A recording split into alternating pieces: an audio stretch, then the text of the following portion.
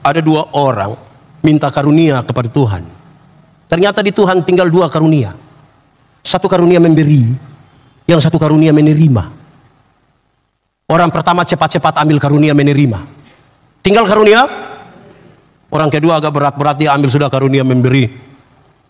Lewat 20 tahun kemudian mereka ketemu di satu perapatan jalan di lampu merah itu.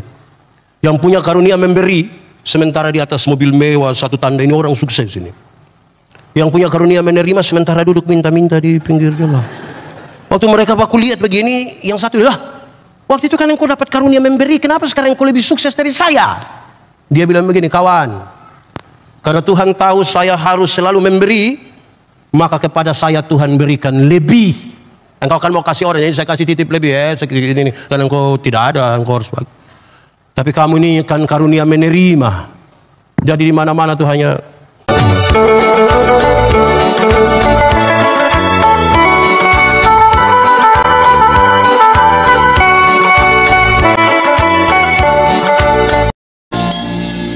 Tuhan Allah, kami mohon kepadamu, kuatkanlah dan teguhkanlah iman kami, supaya waktu di mana kami belajar firman Tuhan, biar ini menjadi waktu paling baik buat kami.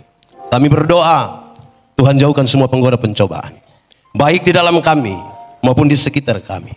Supaya di dalam damai-Mu kami belajar firman Tuhan. Kami percaya bahwa hanya kuat kuasa Roh Kudus-Mu yang mampu menolong kami, bukan saja untuk mengerti firman Tuhan, tapi lebih dari itu kami dimampukan menjadi pelaku-pelaku firman-Mu. Kami rindu pada firman-Mu. Berfirmanlah bagi kami Tuhan.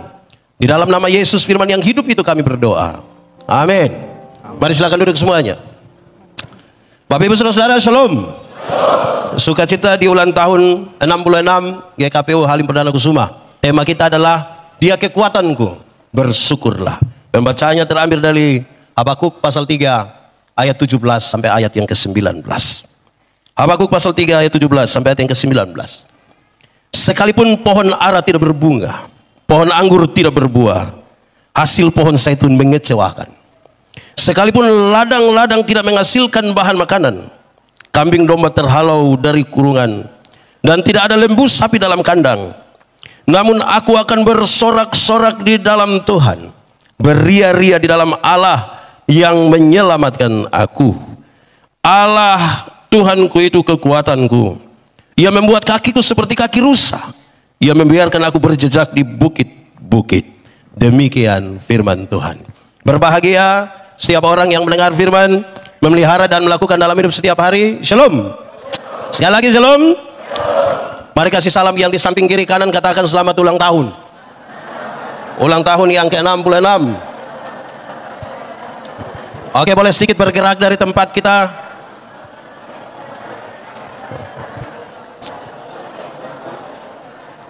Luar biasa, terima kasih banyak. Yang muda, yang tua, laki-laki, perempuan, kita bersuka cita hari ini. Puji Tuhan. Bapak Ibu Saudara-saudara, terima kasih banyak.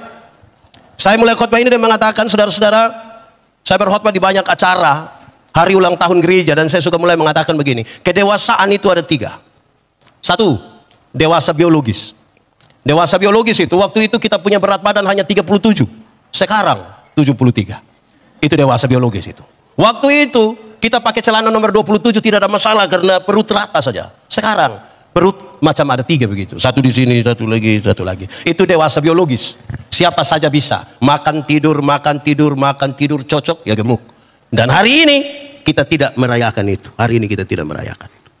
Kedua, dewasa psikologi. Dewasa psikologi tidak tergantung umur dan berat badan. Umur 40 tahun, tapi kalau tukang tersinggung, sedikit-sedikit tersinggung. Sedikit-sedikit tersinggung. Sedikit-sedikit tersinggung. Tersinggung kok sedikit-sedikit. Di sini ada yang biasa tersinggung. Nah, itu kita soal itu. Saudara-saudara, banyak orang kalau tersinggung dia orang banyak. Orang Kupang suka bilang begini, tidak beres itu. Hari ini juga saya kira mari kita berefleksi tentang itu. Ketiga, dewasa iman.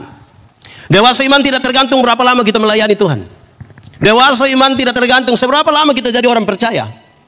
Orang dewasa iman tidak tergantung berapa lama dia jadi orang Kristen. Tapi dewasa iman itu kira-kira begini. Ada anak umur 3 tahun, ada meja berat 10 kg. Anak umur 3 tahun bisa pikul meja yang 10 kg? Bisa? Tidak bisa. 17 tahun kemudian, itu anak umur 20 tahun. Bisa pikul meja yang 10 kg? Yang berubah anak atau meja? Itu dewasa iman. Tidak akan meminta beban menjadi ringan, tetapi dia meminta bahu yang semakin kuat.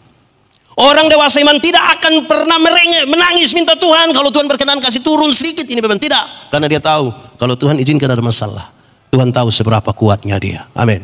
Saya mau tanya, saudara punya masalah? Saudara punya masalah? Tidak usah omong. Saya lihat yang ini muka masalah semua. Masalah ialah kesenjangan antara harapan dan kenyataan. Itu masalah. Tiap-tiap hari kita berjumpa. Tetapi saudara tahu, orang dewasa iman tidak akan meminta orang lain berubah. Tapi siapa yang berubah?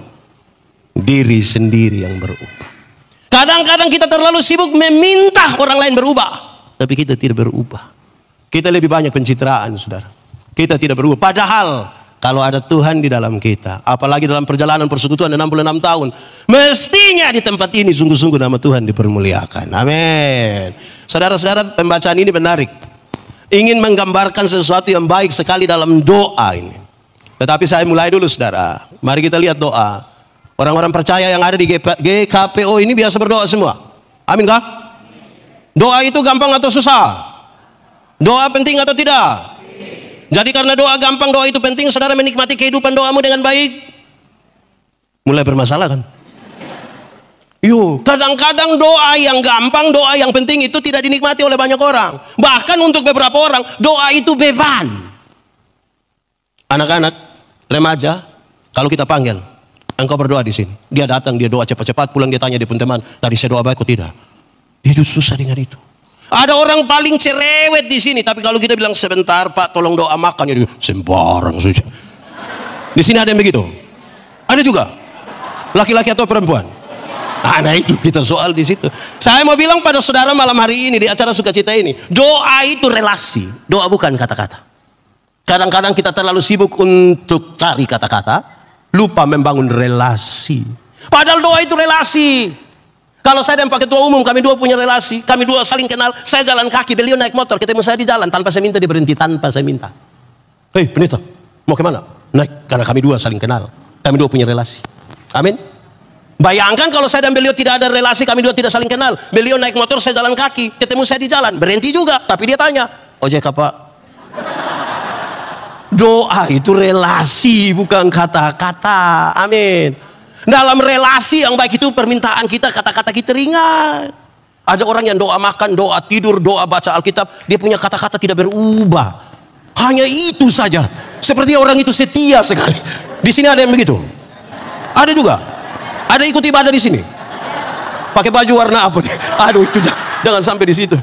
Saudara-saudara, kalau hanya sekedar kata-kata, saudara bisa berkata-kata dengan orang yang tidak saudara kenal sama sekali.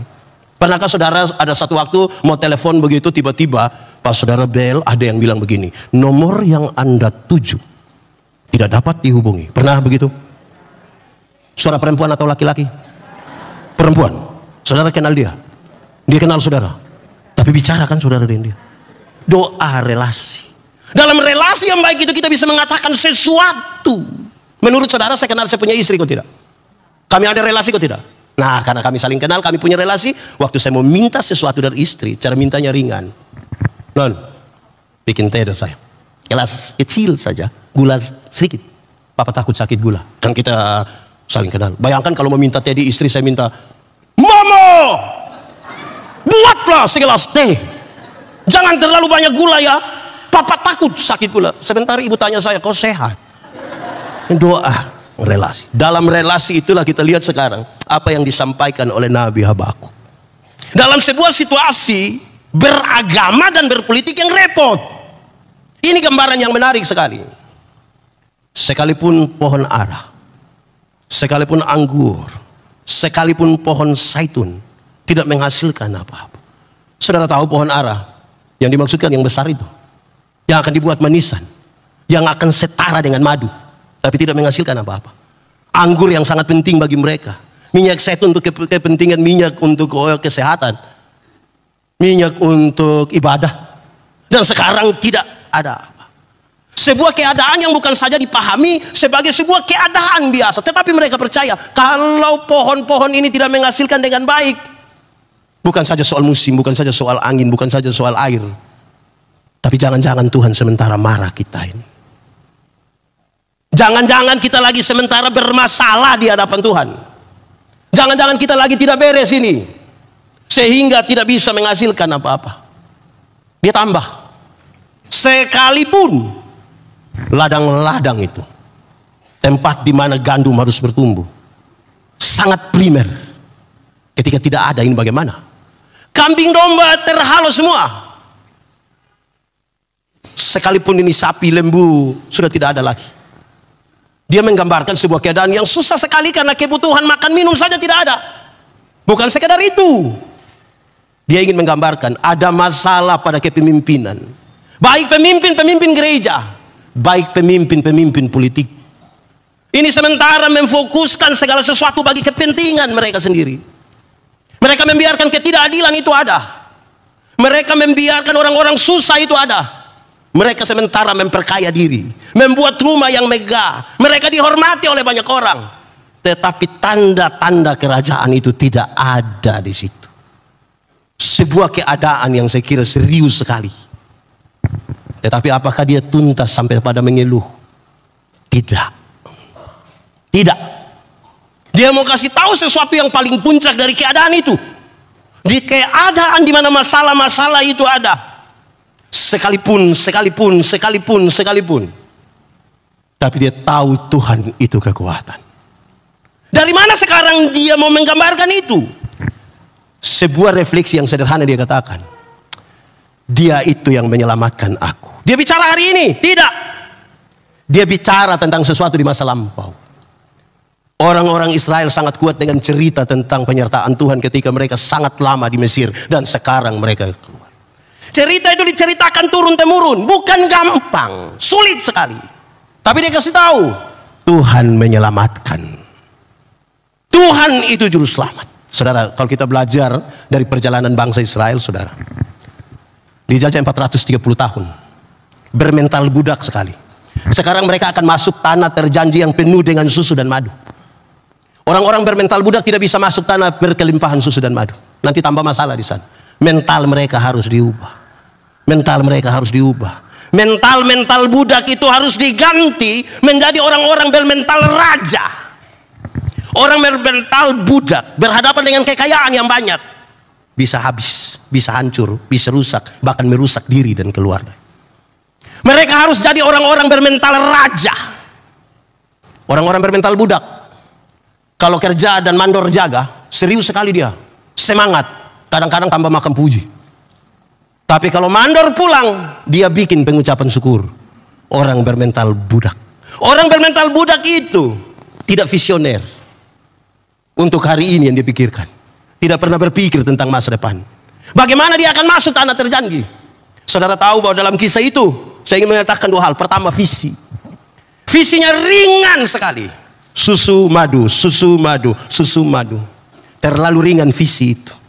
Sampai yang paling kecil, yang paling bodoh, yang tidak sekolah tinggi pun tahu visi itu. Mereka berhadapan dengan tanah kering.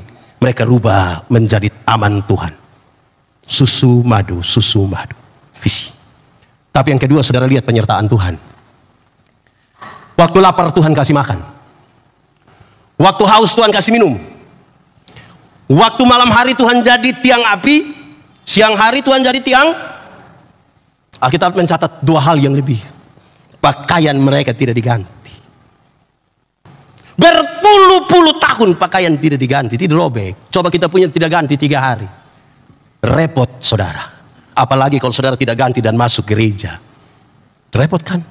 Dia tambah lagi. Kasut mereka tidak rusak jalan di padang pasir yang panas. Puluhan tahun. Kasut mereka tidak rusak. Saudara bayangkan, kita ini tidak kemana-mana, kaki pecah-pecah di bawah. Dorang punya sepatu tidak rusak. Penyertaan Tuhan yang luar biasa ini diceritakan turun-temurun. Maka sampai di sini ketika berhadapan dengan situasi keagamaan dan situasi politik begitu, tidak. Tuhan penyelamat saya. Kisah masa lalu tidak sekedar berdiam di situ, tapi sekarang dia menjadi tonggak iman. Yang mengatakan kepada kita sekalian, kalau Tuhan itu menolong mereka di masa lalu, Tuhan yang sama menolong mereka hari ini dan masa depan. Amin.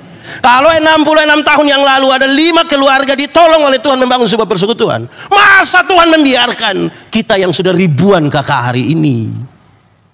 Masa Tuhan biarkan kita? Tidak. Pengalaman masa lalu Tuhan tarik untuk berdiri di depan mereka sekarang. Kamu lihat. Jadi ketika dia ada dalam persoalan itu, Tuhan tidak mulai dengan menjawab satu persatu kebutuhan jasmaninya. Dia kasih tunjuk dulu. Lihat ini penyertaan Tuhan.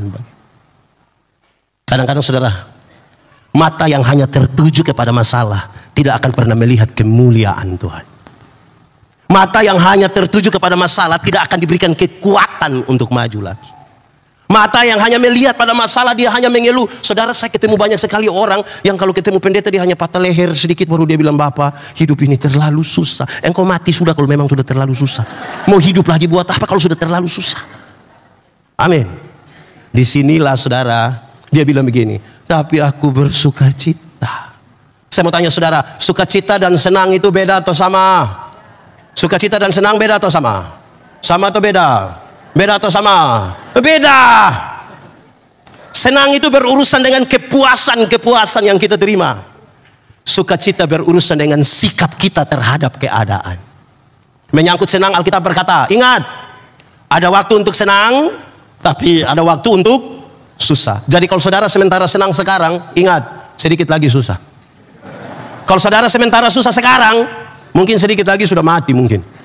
Kita juga tidak tahu kita hidup sampai kapan juga gitu. Tetapi Alkitab mengatakan tentang sukacita, dia bilang apa? Bersukacitalah, senang, baik waktu senang, baik waktu.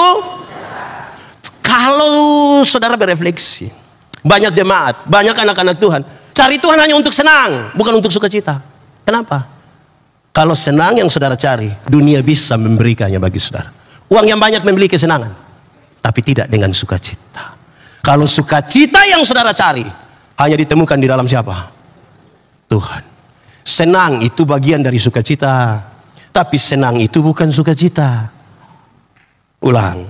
Senang itu bagian dari sukacita, tapi senang itu bukan sukacita. Seperti ban itu bagian dari mobil, tapi ban itu bukan mobil. Supaya jangan saudara naik ban kira saudara naik mobil. Banyak orang mencari senang bukan sukacita. Ini kita punya persoalan untuk berefleksi tentang Tuhan. Tuhan yang ajaib itu sekarang dia tahu, oh begitu.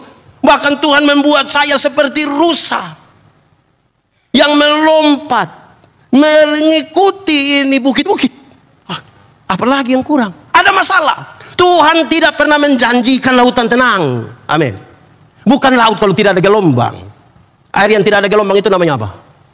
Aqua. Itu tidak ada gelombang. Tuhan janji berikan kekuatan ketika saudara ada di tengah-tengah masalah. Amin. Itu yang jadi.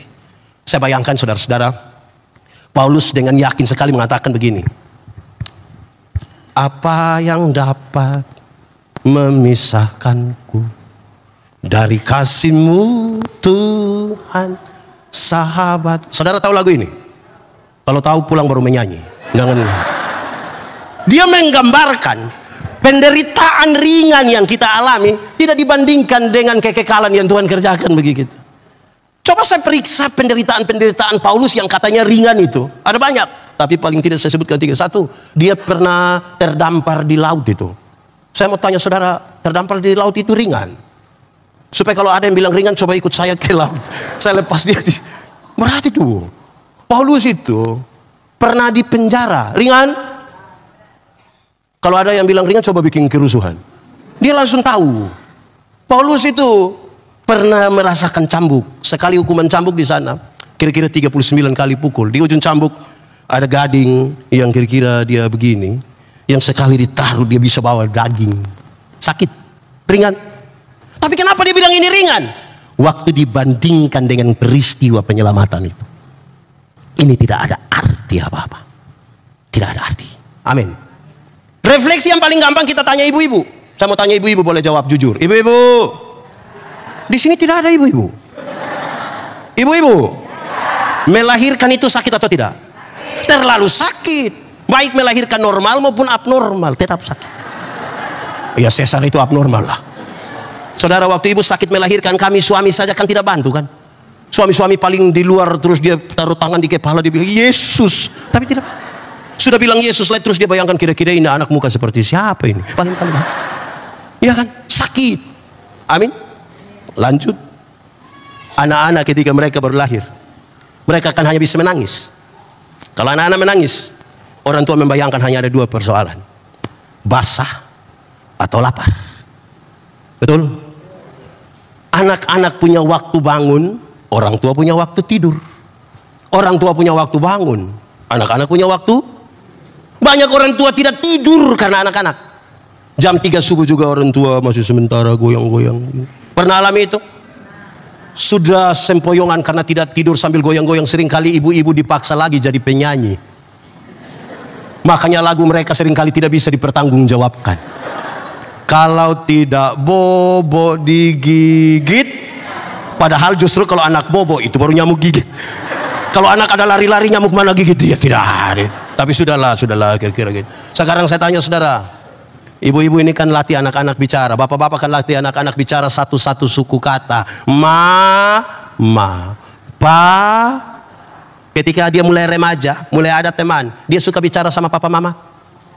Dia suka bicara sama papa mama. Dia lebih suka bicara sama teman. Ibu-ibu tahu begitu? Pertanyaannya, lalu kenapa kasih makan dia? Kenapa kasih makan? Kenapa kasih makan dia itu? Latih dia bicara, kok bukan bicara sama kita, dia bicara sama orang lain. Kok dikasih makan? Orang tua latih anak jalan satu-satu langkah sambil pegang di tangan, dia latih ta te ta. Jalan belakang itu. Waktu dia mulai remaja, suka jalan sama papa mama. Suka jalan sama papa mama. Dia lebih suka jalan sama. Kenapa beli handphone buat dia?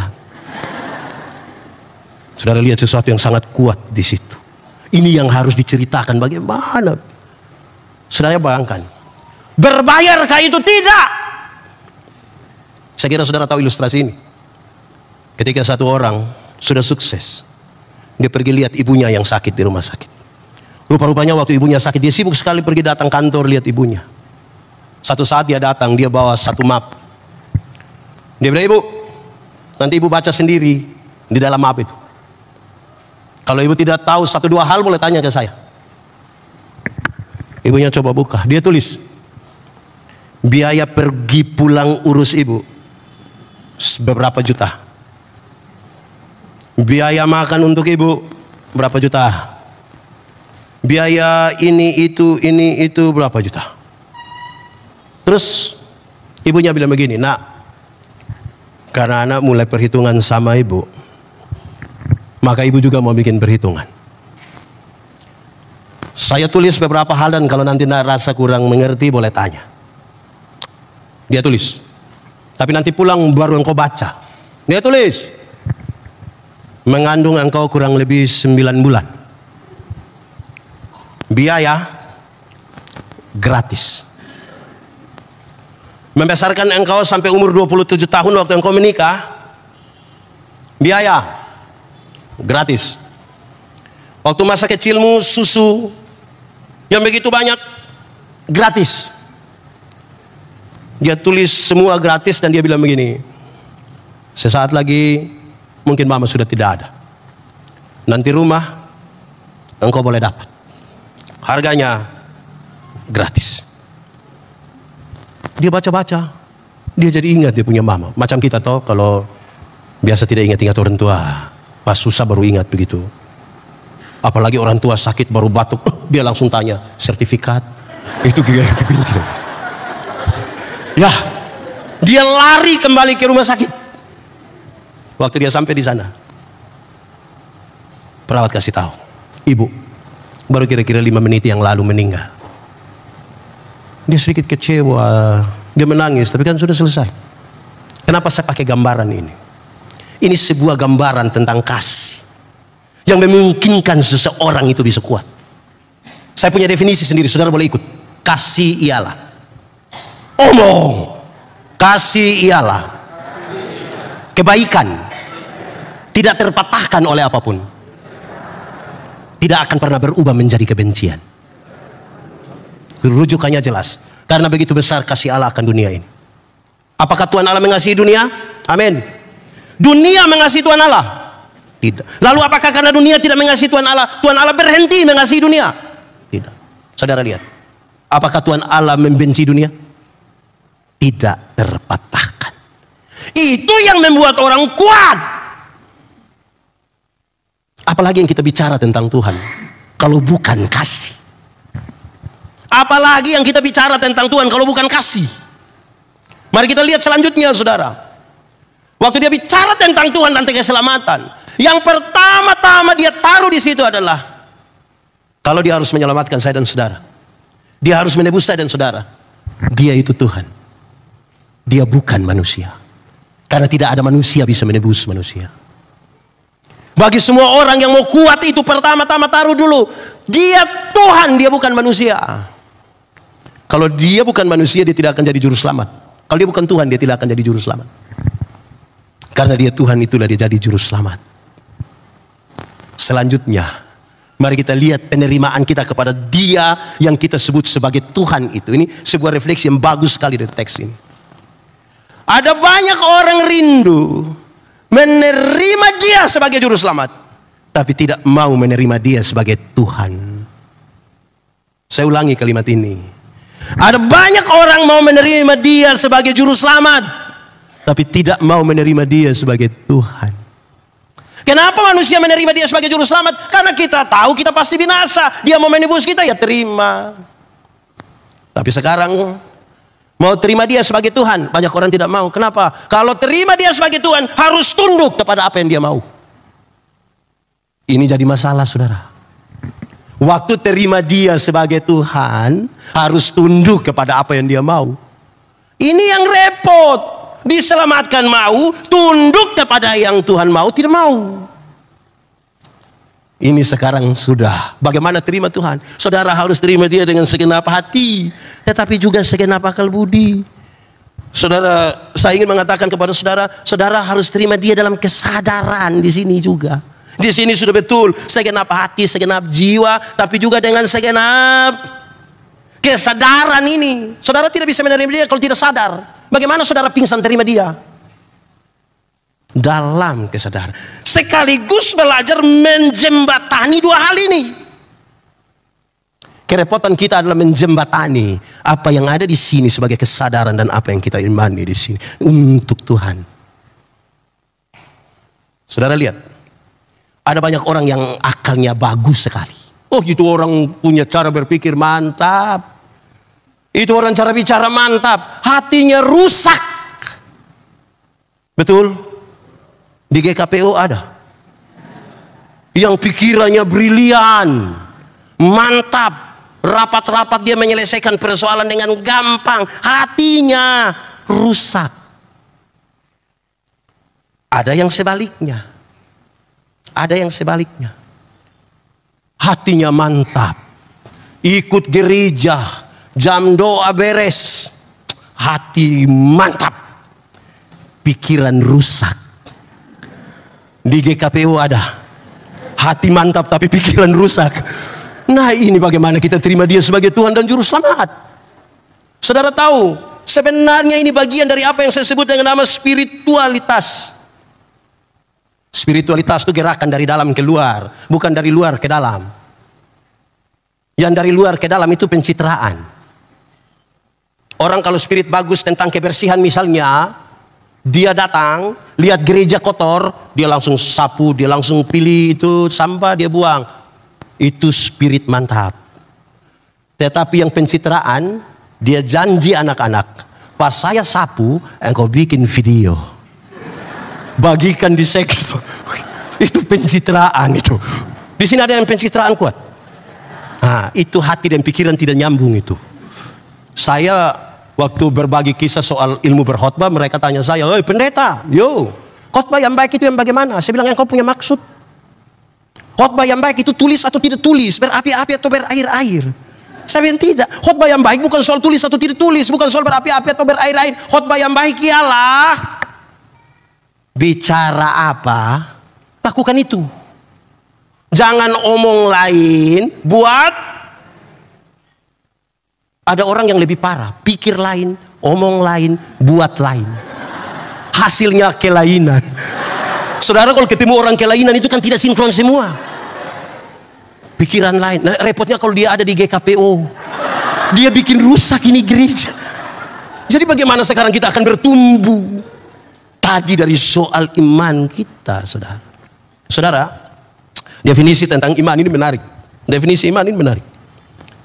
Tidak ada definisi yang lebih indah selain tadi. Selain yang tertulis di Ibrani 11 ayat 1. Apa? Iman adalah apa? Dasar dari segala sesuatu yang kita harapkan dan bukti dari segala sesuatu yang pada saat semua orang rindu melihat dulu baru percaya. Justru definisi iman bilang tidak melihat tapi, nah ini repot ini. Saudara, kalau ada kecelakaan kendaraan, tinggal 2 orang yang selamat, 1 orang beriman, 1 bukan orang beriman. Yang orang beriman akan mengatakan, untung Tuhan saya selamat, untung Tuhan. Yang tidak beriman akan bilang, untung tadi saya lompat cepat-cepat. Satu peristiwa yang sama, refleksi beda. Apa yang ingin saya katakan di sini? Supaya kita betul-betul bisa berefleksi sesuatu tentang apa yang disampaikan oleh Habakuk ini. Saudara, iman itu dasar. Dasar itu fondasi. Fondasi kuat, bangunan kuat. Fondasi miring, bangunan. Fondasi dari apa? Yang kita harapkan. Harapan itu apa? Cita-cita masa depan, idealisme masa depan, visi kita bersama.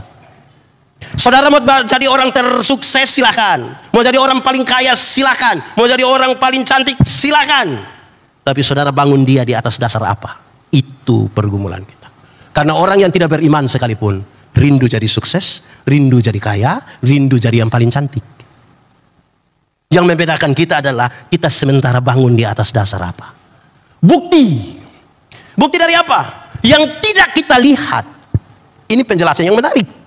Kenapa? Para arsitek, waktu dia ingin menggambar sesuatu bangunan, mungkin juga gereja ini. Waktu dia mau bangun, dia mau gambar satu bangunan, dia taruh dulu di sini. Ruangan berapa? Ukuran kira-kira berapa? Berapa lantai? Pintu di mana? Jendela di mana? Tangga di mana? Itu dia taruh di sini. Kelihatan atau tidak kelihatan?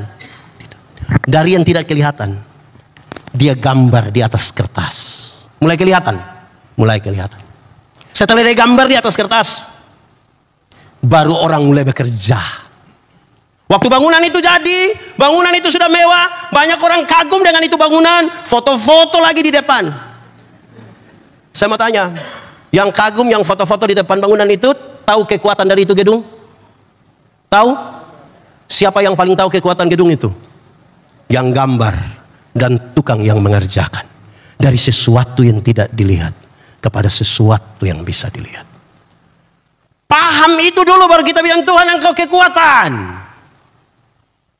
Hari-hari ini saudara kita paling suka mengatakan, apa kabar hari ini? Semua selalu bilang luar biasa. Tidak salah kan? Pertanyaan kedua, luar biasa tiap hari atau hanya 1 hari? Luar biasanya tiap hari atau hanya 1 hari? Yakin tiap hari? Oke. Kalau luar biasa tiap hari, ya dia jadi biasa-biasa. Karena sudah tiap hari. Saudara jangan anggap remeh persoalan-persoalan yang tidak luar biasa. Contoh, denyut jantung kita itu biasanya tek, tek, tek, tek. Biasa? Coba besok pagi saudara bangun tidur, dia menjadi luar biasa. Dia punya denyut, tek, terus dia diam barang 1 menit. Dia ulang lagi, tek, tek. Luar biasa. Oh, jadi sekarang saudara pilih yang mana? Kadang-kadang saudara yang menarik itu, kita mengalami sesuatu dengan Tuhan, kita pikir yang luar biasa. Saudara bayangkan bangun tidur yang biasa-biasa itu tanda Tuhan menyertai saudara. Bayangkan kalau tadi malam Tuhan kemana begitu, terus pagi tadi lupa kasih bangun saya dan saudara. Hari ini sapa kubur sapa. Jangan berpikir sesuatu yang luar biasa saja. Karena Tuhan punya penyertaan ini. Begitunya. Itu yang Tuhan mau sampaikan. Membentangkan itu di depannya. Pengalaman masa lalu dan kehidupan setiap hari. Saudara lihat penyertaan Tuhan itu seperti apa. Yang menarik adalah banyak orang pikir Tuhan tidak ada di sini. Banyak orang kira Tuhan tidak ada di sini. Padahal anak-anak sekolah minggu menyanyi, hati-hati gunakan tanganmu. Hati-hati gunakan tanganmu. Kenapa? Karena Bapa di sorga. Hati-hati gunakan. Banyak orang pikir Tuhan tidak ada di sini. Sesuka hati dia pakai dia punya tangan. Sesuka hati dia pakai dia punya mulut. Karena dia kira Tuhan tidak ada di sini. Kalau saudara menyatu dengan Tuhan, melekat dengan Tuhan, saudara bayangkan suami istri yang bertengkar. Di sini suami istri pernah bertengkar? Saya kira hanya kami di Kupang sih. Di sini juga suami istri juga bertengkar juga Suami istri itu kalau bertengkar, saudara, jangankan Tuhan, pendeta datang saja mereka tiba-tiba damai. Mereka ada lagi marah-marah, maki-maki, banting-banting, tiba-tiba pendeta bilang, "Shalom." Tiba-tiba mereka baik, "Shalom Bapak, shalom." Aduh sayang, mari Pak Pendeta, mari. Amin toh? Itu baru pendeta. Apalagi kalau Tuhan bersama-sama dengan engkau. Apalagi kalau Tuhan sama-sama. Ini yang serius bagi kita. Kalau mau Tuhan jadi kekuatan. Banyak orang mau Tuhan bantu tapi tidak mau bersatu dengan Tuhan. Sekarang saudara, bagaimana rumus bersatu dengan Tuhan? Ringan, jaga kekudusan. Tuhan yang kita sembah, Tuhan yang kudus. Mau datang kepadanya, harus datang dalam kekudusan. Karena yang kudus tidak dapat bersatu dengan tidak kudus. Yang terang tidak dapat bersatu dengan yang gelap. Tanggalkanlah kasutmu, sebab tempat di mana yang kau berdiri itu kudus. Ini yang susah. Saudara, kita di terang, bisa lihat orang di gelap? Bisa tidak? Orang di gelap, bisa lihat kita di terang? Lalu kenapa kadang-kadang kita di terang kembali ke gelap? Saya tidak tahu juga, tapi seringkali orang di terang itu suka kembali ke gelap, itu kan dia suka begini. Itu apa itu? Di sini ada yang biasa mengintip itu. Di terang dia pulang ke gelap. Saudara, kalau dia mulai begini nih, itu bisa saja dia ajak orang. Lama-lama kita mengintip berjamaah itu. Itu jadi susah. Saudara, 31 Desember kalau kita bergereja, kan rata-rata gerejanya malam toh. Wah, masuk gereja tuh agak suram ini lampu-lampu, terus mulai dengan musik klasik. Teng teng teng teng teng teng teng teng teng teng teng teng teng teng. Terus ada puisi. Tidak terasa. Saya dalam hati, engkau tidak rasa. 365 hari ini rasa kau tidak. Lalu kenapa bilang tidak rasa? Bla bla bla bla bla. Terus dia bilang begini. Mari kita tulis catatan dosa kita. Biar dia berlalu bersama-sama dengan tahun lalu.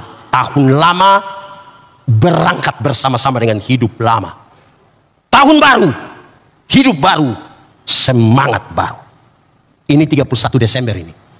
Dia tulis catatan dosa. Ada yang tulis 5, ada yang tulis 10, ada yang tulis 20, pakai menangis lagi. Setelah tulis sedih-sedih begitu, keluar juga tidak langsung buang, pakai menyanyi lagi. Mampirlah dengar doa. Ini 31 Desember ini. Mantap toh? Istri sudah senang, suami berubah.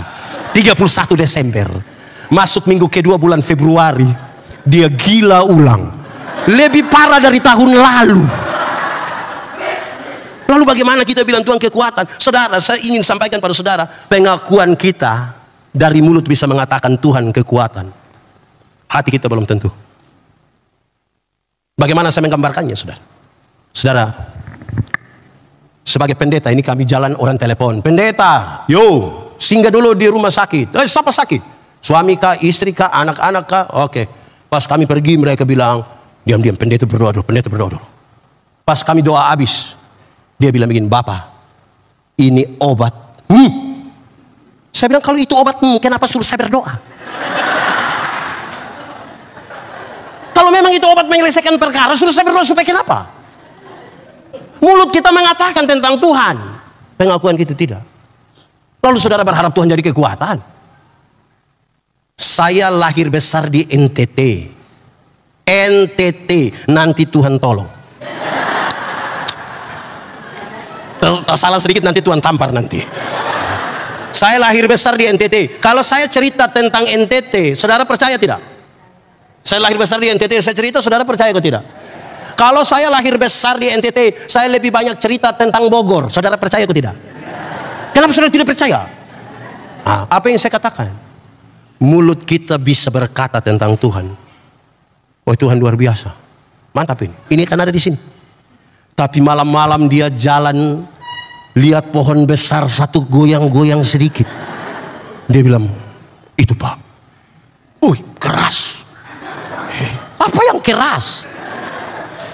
Mulut bilang Tuhan kuat. Pengakuan tidak begitu. Lalu saudara berharap Tuhan jadi kekuatan saudara. Saudara, ini penting saudara. Kenapa? Kadang-kadang ini bahaya buat kita dalam pelayanan. Saya punya kisah, satu orang marah saya, tapi ya namanya saya kisah.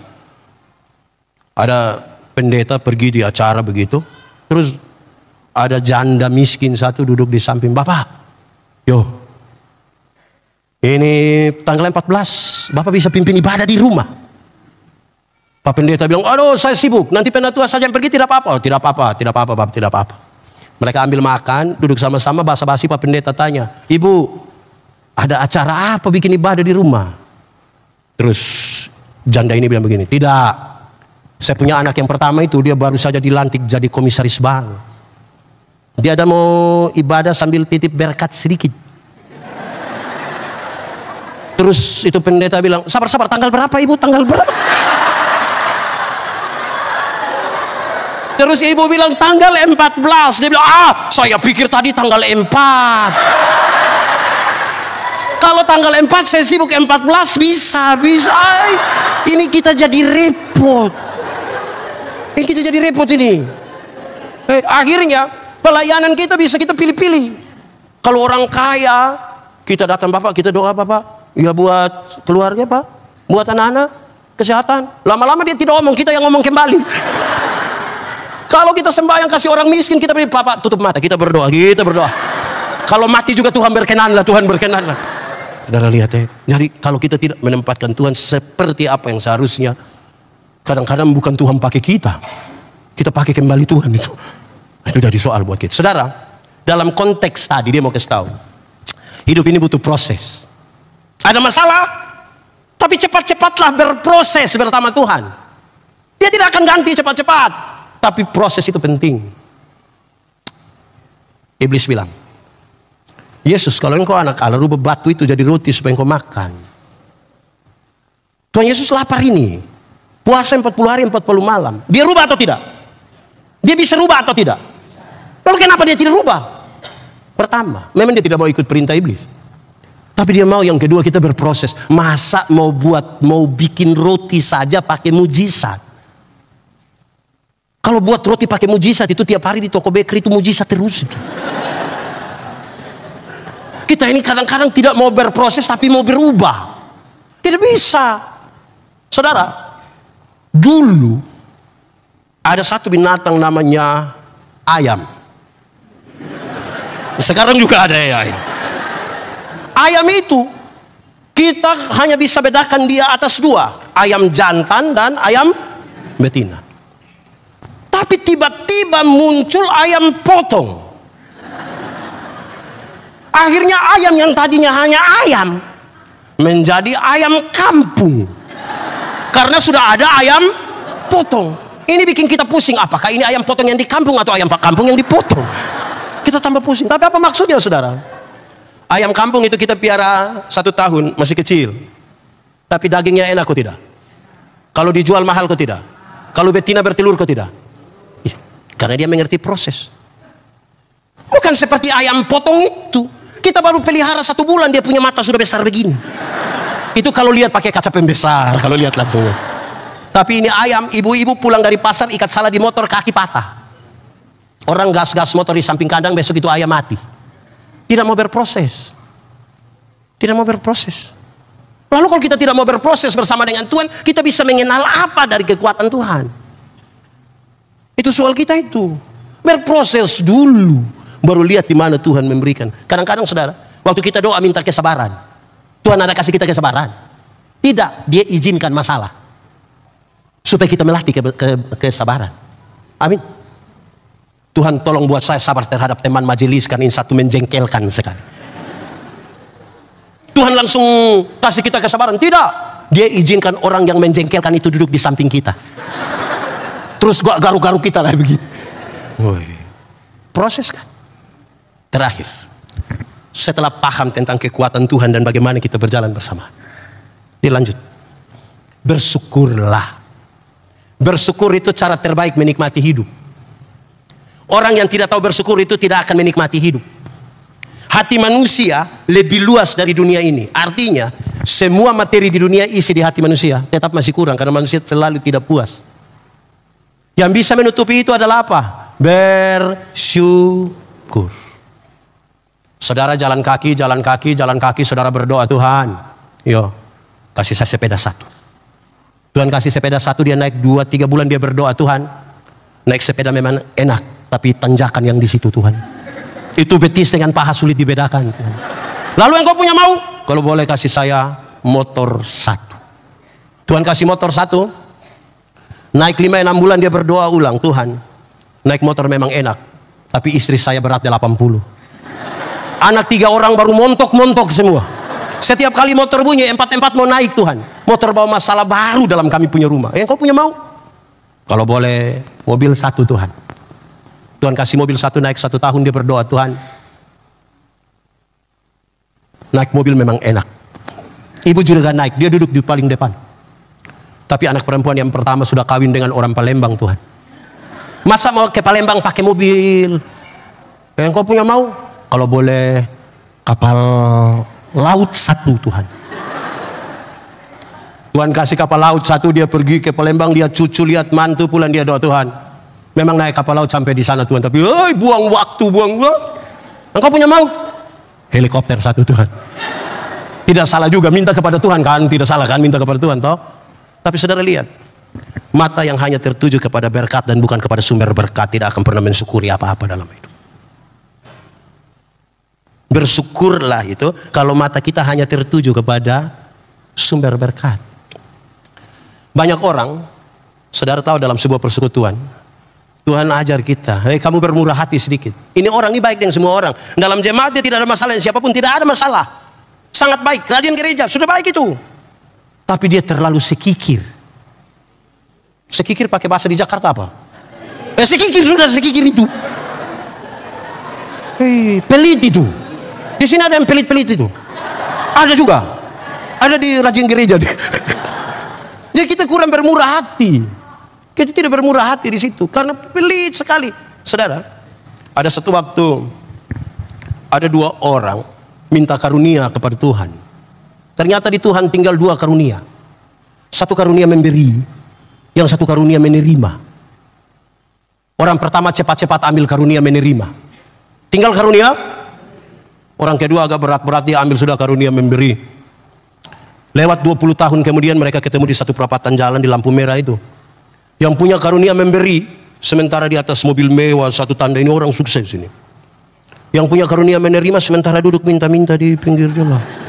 Waktu mereka aku lihat begini, yang satu lah, waktu itu kan engkau dapat karunia memberi, kenapa sekarang engkau lebih sukses dari saya? Dia bilang begini, kawan, karena Tuhan tahu saya harus selalu memberi, maka kepada saya Tuhan berikan lebih. Engkau kan mau kasih orang, jadi saya kasih titip lebih ini, dan engkau tidak ada, engkau harus bagi. Tapi kamu ini kan karunia menerima. Jadi di mana-mana tuh hanya, saya tidak tahu kita ini lebih banyak karunia apa ini. Saudara, uang itu semua orang butuh. Tapi ada satu kisah kecil tentang uang. Di satu tempat makan, ada orang makan. Oh betul, tahu di tempat makan orang makan.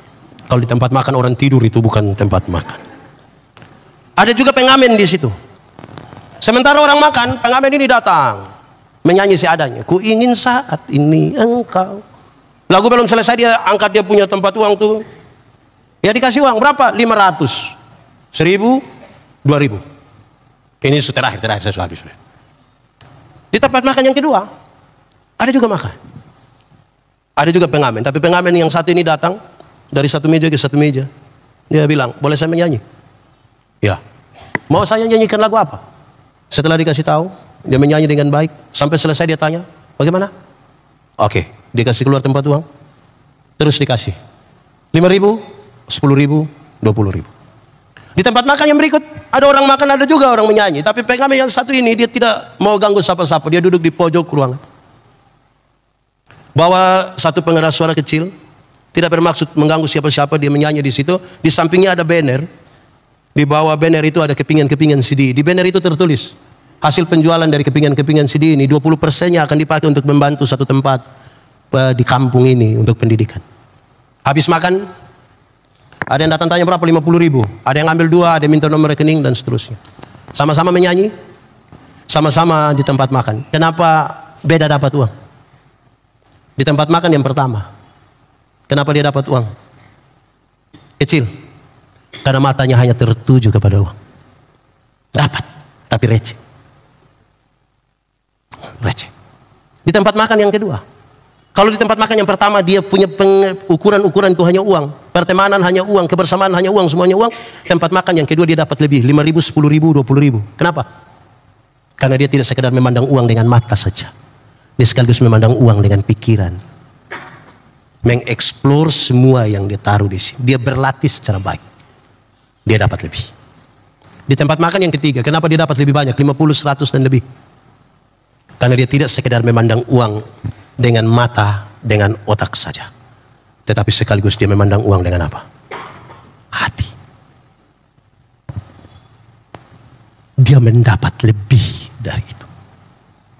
Saudara, itu satu kesatuan dalam perjalanan kita bersama-sama dengan Tuhan. Cara pandang kita terhadap diri, cara pandang kita terhadap berkat, dan cara pandang kita terhadap Tuhan. Mari kita tunduk kepala di hadapan Tuhan.